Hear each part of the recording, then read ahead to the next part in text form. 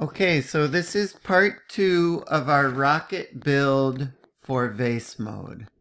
Okay, you can see that we've created the body of the rocket and we've created one fin and we've got this little engine on our rocket. I wish I would have made that bigger. I wonder if I can go back into sketch 1 and make that a little bigger. Edit.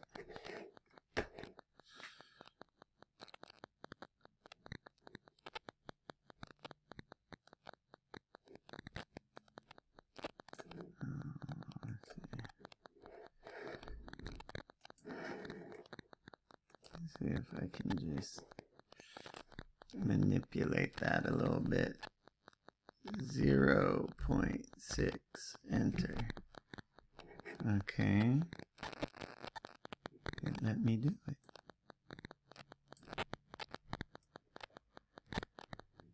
Let me get rid of that tool.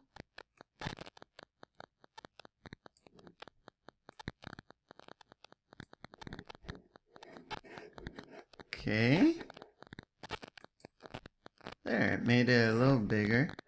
I want to go a little bigger than that, I think. Edit.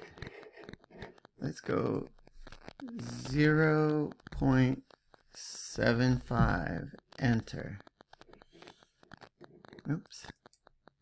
0.75, enter. Okay. Oh.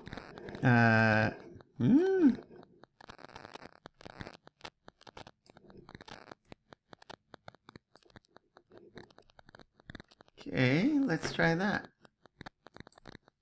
There. Okay. I'm not crazy about it still, but I think it looks better being a little bigger. So now, I've got the problem that these are two different parts. So we're going to do something kind of like group in Tinkercad. In Onshape, this is called a Boolean operation. So we're going to click on this Venn diagram looking tool called the Boolean tool. And it's going to let us do a union, a subtraction, which is like putting a hole, or an intersect, which is something that Tinkercad really doesn't have. It's like it only gives you the part where the two pieces intersect. But we're not going to be doing that today. We're going to be doing a union. So I'm just going to start clicking on everything I want to group together. So I want to group that piece and this piece together, and I think that's already grouped, but I'm gonna click on it and see if it grouped.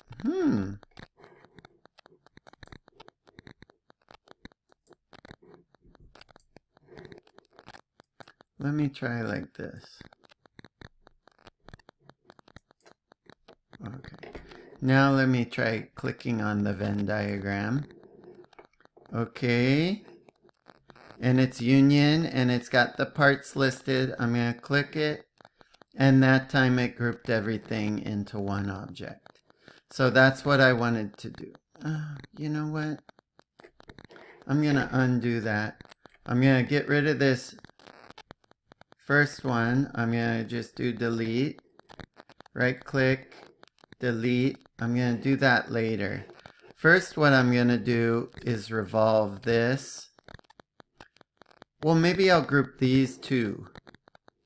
Okay. I'm going to group my little booster rocket and my fin with the Boolean tool. So I'll do that. Now they're all one piece. Now what I'm going to do is click on this and this, and I will click on this. You might see this circular pattern tool, or you might see this linear pattern tool. You gotta use the down arrow to get the circular pattern tool. The circular pattern tool, oops, is the one we want. we want the circular pattern tool. So I gotta click on my axis of pattern. And now what I want to select for my axis is that Y intercept. And it gave me 4 of these, but I only want 3. So I'm set to 360. Incident count, I'm going to change to 3. And enter. And it's new, that's okay. I'm going to click on the accept. Okay. Now I'm going to do the bowline with all of this stuff. So I'm going to get that. I'm going to get that. I'm going to get that. And that. And that. And that. I wonder why it didn't do both sides. Oh, it's got to be like the solids. That's weird that it's clicking faces and not solids. But now I'm going to do a bowline. And I'm going to click OK and see if it worked. So let me just do this.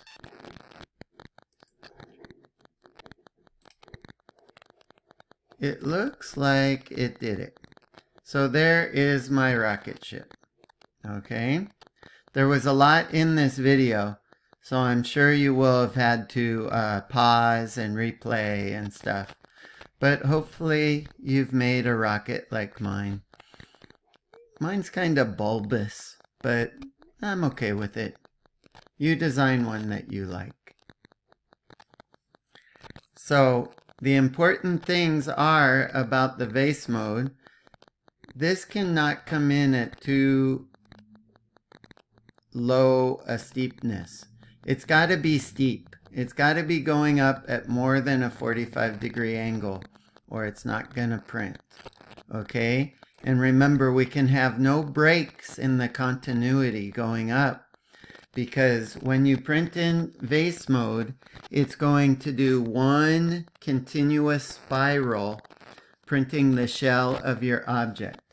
Now, it is okay that we don't have a flat top.